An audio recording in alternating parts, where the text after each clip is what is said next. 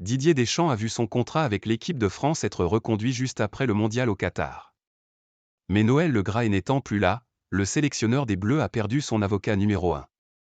Il a le plus beau palmarès du football français, et probablement l'un des plus beaux au monde comme joueur et sélectionneur national, mais cela n'a pas empêché Didier Deschamps d'être l'objet de vives critiques après le mondial 2022.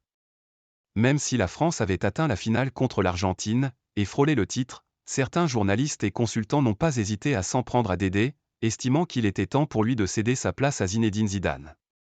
Mais en plein débat, le comité exécutif officialisait le 11 janvier 2023 que le sélectionneur était prolongé jusqu'en 2026 à la tête de l'équipe de France.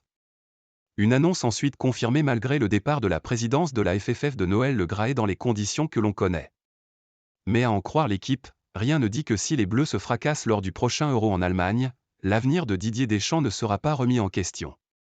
Notre confrère Vincent Duluc le concède, la fin fracassante de l'ère Le Graët a marqué un tournant, car ce dernier était un défenseur acharné de Didier Deschamps. Et si Philippe Diallo, son successeur à la présidence de la Fédération française de football, apprécie le sélectionneur de l'équipe de France, il est loin d'avoir les mêmes affinités avec ce dernier. Autre personnage clé au sein de la FFF, Jean-Michel Aulas, lequel n'était pas favorable l'an dernier à ce que le contrat de Dédé soit reconduit jusqu'en 2026, mais seulement 2024 révèle le journaliste du quotidien sportif. Alors forcément, la situation pourrait se tendre si Kylian Mbappé et ses coéquipiers se plantent dans un Euro qui n'avait pas été une réussite en 2021, la France étant éliminée lors des huitièmes de finale par la Suisse. La petite musique d'une possible révolution monte tout de même. Deschamps a perdu son avocat à la FFF. Le journaliste de l'équipe est donc prudent au moment d'évoquer l'avenir français de Didier Deschamps.